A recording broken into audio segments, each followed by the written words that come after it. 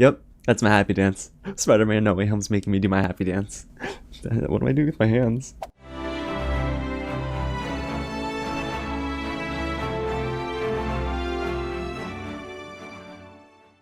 What's going on, everyone? James here with another real review, and I'm so excited to finally talk about Spider-Man No Way Home. A huge thank you to Sony Pictures for giving me the chance to watch this in an IMAX theater. Oh my goodness, you guys, seeing this on the biggest screen in this theater we were able to go and see this movie early at was just a treat. It's in theaters December 17th. If you don't already have your tickets, you might be able to find maybe 1 or 2 seats together this weekend. But guys, it's going to be the biggest event of the year, and I am confident in saying that this movie is definitely making $1 billion worldwide. I mean, it has to. This is the third and final film of the MCU Spider-Man trilogy, and it's directed yet again by Jon Watts, and this might be his final Spider-Man film, you guys. But this film is also starring Tom Holland, Zendaya, Jacob Batalon, Alfred, Molina, Jamie Foxx, and Willem Dafoe. Now, there are so many other names here at play, but I'm not going to be naming anything specifically that you haven't seen in the trailers because this is a spoiler-free review. Now, if you do want to hear me talk about some other things and get into some spoilers, well, I'm not going to really be answering those questions down below in the comments, but later this week, I'm going to be dropping a spoiler discussion, so if you don't want to miss that, go ahead and hit the big red button below, subscribe to the channel, and tap on that bell, y'all, and hit the thumbs up button if you enjoy this spoiler-free review as well. And get out down below in the comments if you've seen this movie. Let me know what you think of this, and please try to avoid spoilers for others, because I know I am. I need to preserve this experience because going in as cold as possible was the best thing to do. Alrighty, so let's get into the story just a little bit. If you're unfamiliar with what No Way Home is about, basically, it's about this. Spider-Man's identity is revealed to the world. Now that Peter Parker and his friends are at risk, Peter asks Doctor Strange to make everyone forget he's Spider-Man by using a spell. But that spell goes horribly wrong and invites villains in from other universes. Now Peter must fight to save his girlfriend, friends, family, and quite possibly the multiverse. I just love that this movie really picks up right after the events of Spider-Man Far From Home. You really should by now know what those post-credits and the mid-credits scenes are for Far From Home, so it's essentially picking up right after that final and, well, mid-credits scene technically. So I am just over the moon about this film. If you missed my immediate reaction outside the theater, I was gushing about this, and I still am. It's actually hitting better for me the more and more I think about it. So you know what? Let's get into the positives because, well, I have a lot. And it starts with my excitement levels. Guys, I had a lot of excitement prior to sitting down for my press screening, and I'll be honest, I was not even ready for an ounce of what was ahead. You can try your hardest to even predict what might come, and you'll probably be wrong. You're not going to get everything right here. Even my sole prediction was wrong for this film, but I am so glad it was. I just really think that No Way Home is, simply put, a Spider-Man fan's dream. It's everything I wanted and everything I didn't know I wanted at the same time. And quite honestly, guys, this is the biggest Spider-Man film to date in terms of size and reveals. And guys, there's still enough emotion here too to ground this film. It's a blockbuster event, yes, but there are different emotional threads here in the story that you don't get from most of these other big blockbuster events in the MCU. This is the most emotional I felt since Infinity War, when Peter Parker is, well, starting to go away and is saying, you know, like, feels funny and stuff to Tony Stark. So I will tell you that this is a welcome addition to Marvel's top tier films, because yes, this is way up there for me, you guys. Director Jon Watts, to me, has the most consistent Spider-Man live action trilogy, and No Way Home is the beautiful cherry on top. He just gets these characters so well, and these movies are better for it. I say all that to say, I'm just so happy this film exceeded my expectations, and then some. But okay, y'all, let's dive deeper into why this film pushed all the right buttons for me, and it starts with the film actually being a Tom Holland-centric story after all. My biggest concern coming into No Way Home was we're getting a lot of these different teases to villains from other universes, and this sounds like less of a Tom Holland Peter Parker story, and I wanted that. We've never really gotten that. The closest we got, I think, was Far From Home to a degree,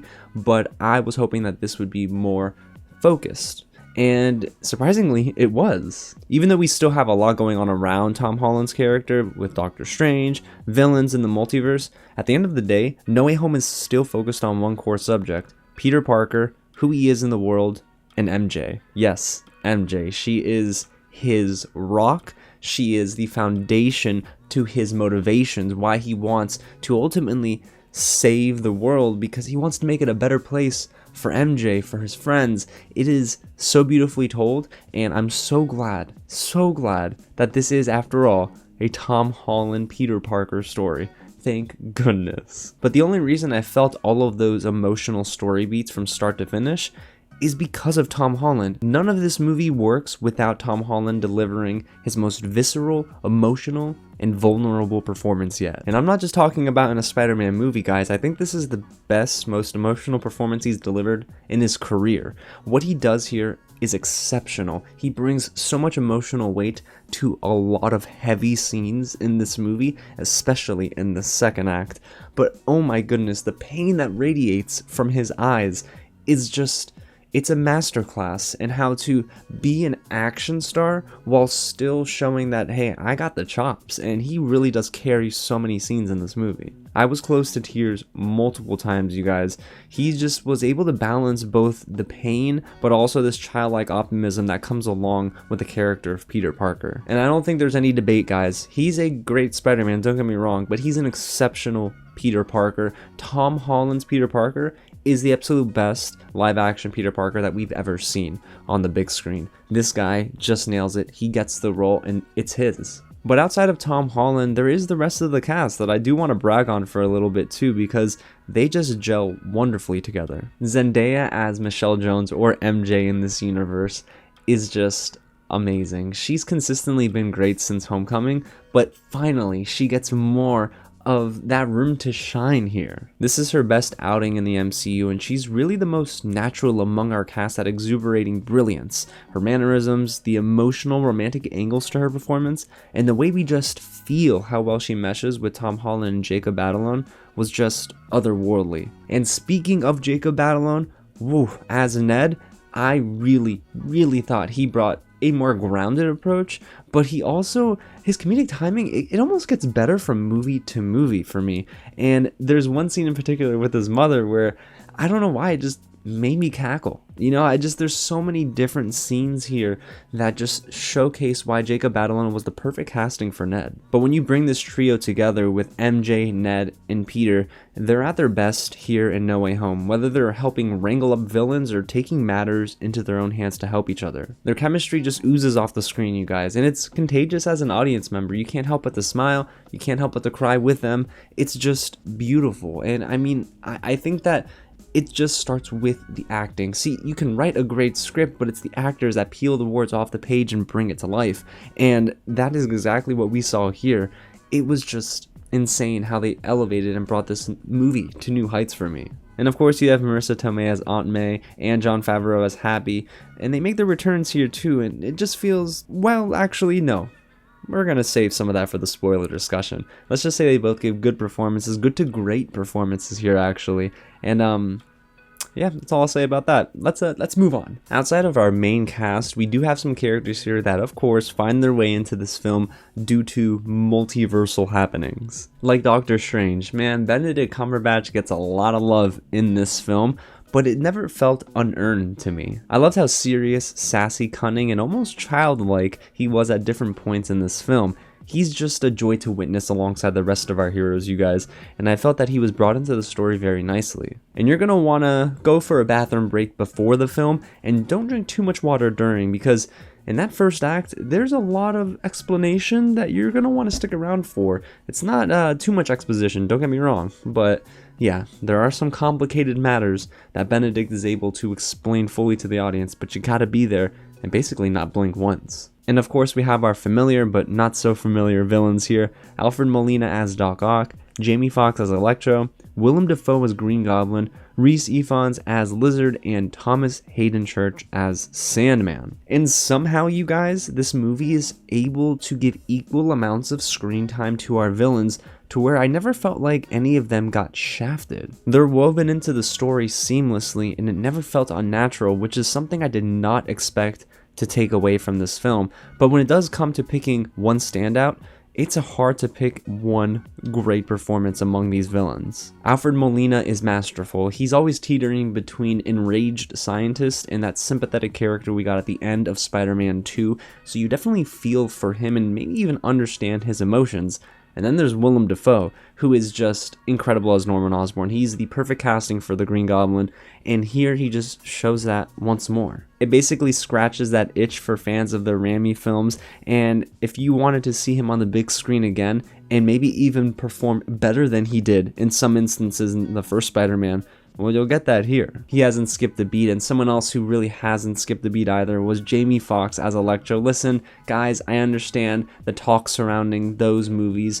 I happen to really love Jamie Foxx's portrayal as Max Dillon, or Electro as many know him, and here, he's not as zany, he doesn't have messy hair, he's got a very clean tape and a beard, and he's got that swagger to him, but you can tell the character is grown, he's matured, and they even make comments about, well, Max, you look a little different. You know, so I love the fact that the movie's self-aware to a degree as well with all these villains.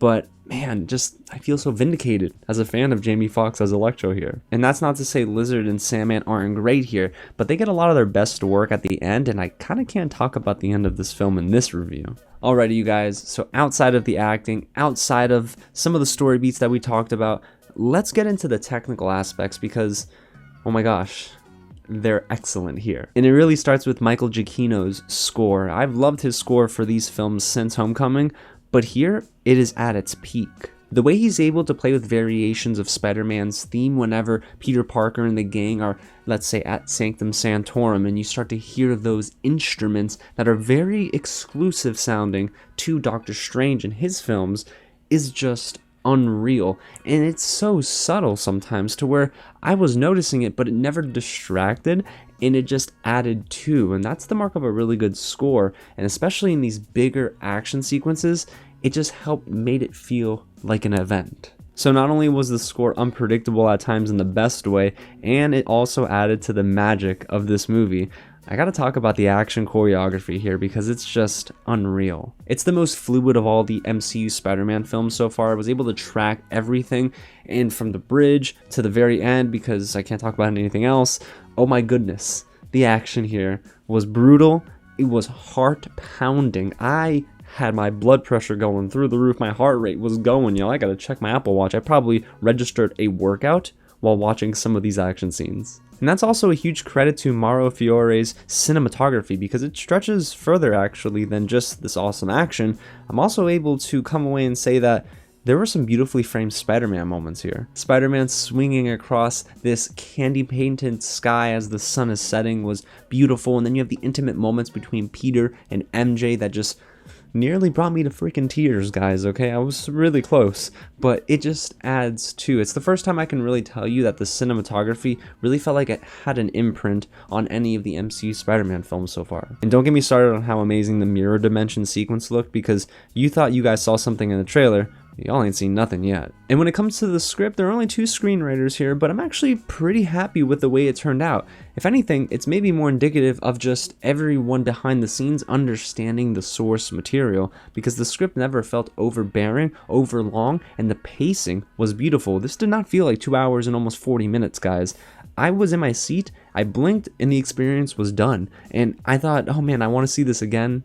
And again and again. And if you're wondering about the humor, yes, it's effective here. It's not laid on too thick, but man, the movie's also able to drop some Easter eggs for fans of this franchise. Oh, and I shouldn't have to tell you this, but it's a Marvel film, so there are post-credit scenes. In this case, there are 2.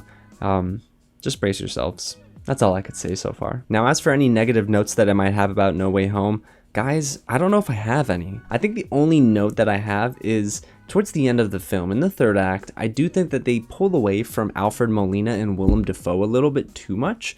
I almost wanted to see more of them, but I understand why they did that, because the film is constantly reminding us that this is a Tom Holland, Peter Parker, and friends centric story. It's not going to be so much so about the fan service and nostalgia, which is clearly present, and it's there for the majority of the film. But when the movie really gets down to the nitty gritty, it's really just a film about Peter Parker. And I love that so much. So even though, yes, I did feel like maybe they got a little shortchanged at the end there, it wasn't enough to really distract too much from the overall film. Because overall, you guys, this is a perfect Spider-Man film, and it's a masterpiece. I absolutely love Spider-Man No Way Home. It is director Jon Watts' best film to date. And not only that, it delivers some of the most pulse-pounding action and story beats that I've ever seen in a superhero film to date. As a Spider-Man fan, I'm over the moon. As a critic, I am incredibly happy with this film. It is my number 2 currently of the year, right behind Dune. And that, for me, I didn't think would, one, be possible, because, I mean, on my list, when it does get released, you'll see some of the films that Spider-Man No Way Home is currently sitting above. And I gotta be honest with you guys, okay? This is seriously me listening not only to my gut, but also putting on my critic's cap and telling myself, this should not have been possible, but it was. There's lots of nostalgia here for fans of old and new Spider-Man content, and then you have a ton of amazing story beats to really culminate with what was one of the most emotional third acts that I've probably ever seen in cinema. And I say that knowing that some people are going to be in my comments saying, well, what about all these other classic films? I'm not taking away from those films, but I'm just saying, guys, I grew up on these movies, so this film was always going to hold a different level of love in my heart, and my goodness, did it just blow me away. And I'm just so glad that it exceeded every expectation that I had. My hype, even though it was high, it did much more than that for me. There's just a lot to love about this film, and it does open up questions for the future of Spider-Man films in the MCU and with Sony. So I don't know where they're gonna go next, but I'm okay with letting this just live on for a little bit longer. So if you're asking me what the heck am I rating this movie, I'm giving it a 5 out of 5, you guys. Okay, this movie is just incredible. I loved all of my time with Spider-Man No Way Home. It's gonna be rewatchable because I'm gonna rewatch it, but also I just think that this movie has a lot of different things that I might have even missed because I was just trying to take in the story, but now I get to go and experience it again, just sitting back and finding things that I might have missed. This film is just an amazing, amazing feat for not only Marvel Studios, but for everyone involved. Some of the best performances I've seen in the MCU, and yes, it's top tier Marvel Cinematic Universe content.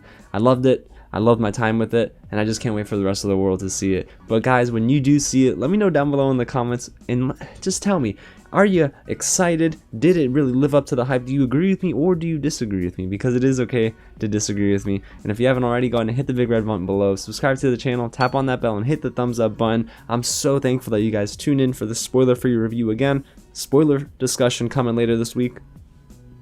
That's going to be a fun one to police in the comments. Oh, people are going to be going nuts on this one. Alrighty, y'all, again, thanks so much for watching, and I'll catch you at the next screening.